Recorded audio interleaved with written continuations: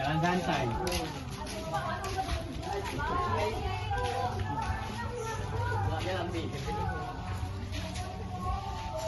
Assalamualaikum warahmatullahi wabarakatuh. Kami dari kelas 11 BDP 1 ingin mewawancarai pabrik tempe. Sekian, terima kasih. Pak, boleh tak kami nanya-nanya tentang perusahaan tempe ini, Pak? Boleh. Ya? Kami ini dari SMK Negeri 1 Kayagung dari jurusan pemasaran untuk kegiatan pekerjaan P5, Pak, dari SMK ini kan ada wawancara ke tempat-tempat memproduksi makanan, minuman. Nah, kami ini sebagai dari siswa SMK nih nak nanya, Pak, boleh tak, Pak? Boleh. Yang pertama tuh, Pak, pemilikan perusahaan tempe ini lah punya pribadi atau berkelompok, Pak? Ya, Pemilikan perusahaan tempe ini dia turun temurun. turun temurun, Pak. Perusahaan turun temurun dari orang tua sampai ke anak ya. Jadi istilahnya itu perusahaan ini tidak kasih yang namanya perusahaan ini termasuk usaha perusahaan pribadi. Oh, parti berkelompok bukan Bukan berkelompok, bukan istilahnya itu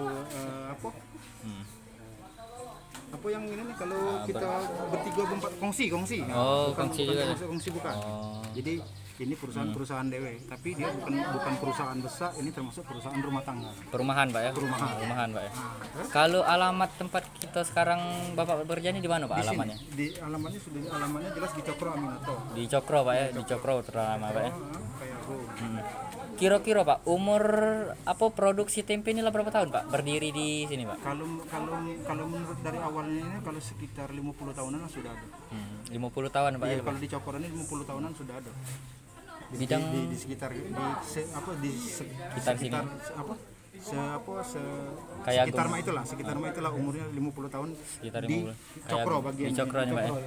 Terutamanya di Kayagung tapi bagiannya di Cokro. Bidang ini, Pak, bergerak di usaha apa, Pak, ini, Pak? Ini di usaha pemasaran. Pemasaran, Pak, ya? Usaha pemasaran. Pemasaran. Usaha pemasaran yang jelas intinya dalam kerjanya itu jual beli. Jual beli, Pak, ya? Oh. Berapa, Pak? Berapa lama? Sudah umur Bapak sendiri lah berapa tahun, Pak, di sini? Sekarang umur aku di sini umur aku sudah 40-an. Bapak begawe di sini lah berapa lama, Pak? Bapak Kalau begawe begawe di sini memang sudah dari kecil, dari tahun 93. 93, Pak.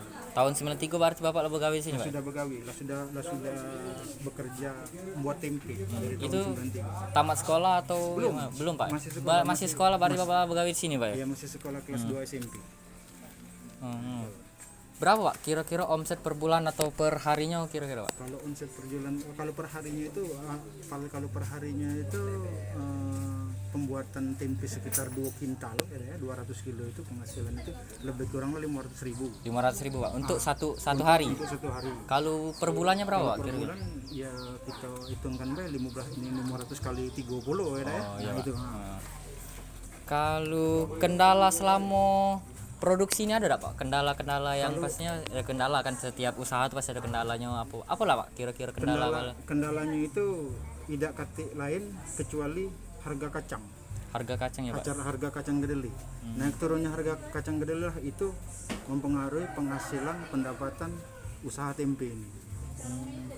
Kira-kira, Pak, kan pastinya ada penurunan kan tadinya, Pak. Apalah, Pak, yang Bapak lakukan ketika penurunan? Pasti katanya laju naik galau harga nih, malas segini laju nak begawi lagi. Cak mana, Pak? Jadi misalnya kalau misalnya kacang itu ada penaikan harga, kita mau tak mau yang kita usahakan tuh biar jangan konsumen itu istilahnya tuh konsumen itu merasa naik harganya kan, merasa tidak sesuai lagi, cak lama lagi harganya lagi naik, laju malas beli. Jadi kita mau tak mau kita ngecil ke bahan, Pak, ya. Misalnya sepanjang ini jadi Nah, kecil. misalnya dalam satu batang tempe itu, satu batang panjang itu biasanya isinya itu 2 piring kacang. Nah, kita jadikan satu piring setengah. Oh, agak dikurangi Pak ya. Nah, di situlah kendalanya tuh udah kata lain cuma harga kacang itu. Harga kacang, kalau kendala kacangnya naik berarti turun lagi Cak itu Pak Berarti ya. turun lagi dia. Nah, diperkecil ke bahannya. Diperkecil ke bahannya. Bahan jualan, bahan Pak. yang dijual. Nah. No Pak, kira-kira motivasi untuk kami nih yang sebagai yang akan ke depannya penerus masa depan nih apa Pak? Kira-kira kata itu apa motivasi untuk ke depannya Pak? Motivasinya buat kalian ini kan pembelajaran. Pembelajarannya. Dan pembelajaran yang sangat baik. Ini juga bisa kamu kembangkan usaha ini ketika kamu tamat sekolah. Nah, dan juga seandainya di daerah kamu itu memang ada pasar yang untuk menjual istilahnya itu barang-barang apa, menjual tempe ini yang didagangkan, itu setidaknya di dekat tempat kamu usaha itu ada pasarnya. Nah, yang terpenting itu konsumen ya Pak ya. Konsumen, masalahnya kalau tempe tahu ini biasanya berlangganan berlangganan. Gua ngambil ke sini Pak ya, apalagi Gua kita di ngambil tempat kesini. usaha. Nah, ada jadi lah yang namanya konsumen itu ada yang dia membeli itu untuk makanan pribadi, ada juga yang untuk dijual kembali. Nah, itu Cak gorengan Pak. cak gorengan, cak yang jualan sayur kan. Nah, jadi kalau misalnya motivasi untuk kalian ke depan itu ya itulah tadi, kalau seandainya kalian berminat untuk membuat tempe di daerah kalian setelah kalian tamat sekolah, ya. Nah, itu bisa kalian lakukan dengan pembelajaran yang baik dan benar. Kan sekarang ini apa usaha rumahan Pak ya, bisa lama. Kalau ada uang perumahan juga udah kati kerjaan kita ajak kerja. Ya, bisa. Kalau ini ditiru enggak apa-apa Pak. Kalau di rumah-rumah Bisa. perumahan Kalau masalah pembuatan tempe ini kalau mau ditiru bisa. Nah, tapi yang jelas intinya kalau yang namanya perusahaan rumahan itu tidak bisa menerima karyawan banyak. iya Pak, pastinya kan. Paling tidak 2 atau 3 karyawan. Yang punya rumah pasti turun tangan juga buat juga pastinya Pak ya. Iya. Turun tangan juga.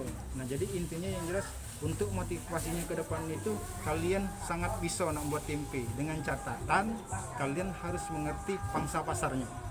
Itulah pasarnya juga iya. Pak ya, kita harus ngerti. Perlu ya. yang paling penting. Masalahnya kenapa? Masalahnya tempe ini dia produk harian.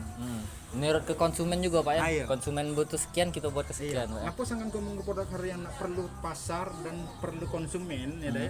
Sebab produk harian ini ketika hari ini dia jadi tempe dipasarkan di pasar.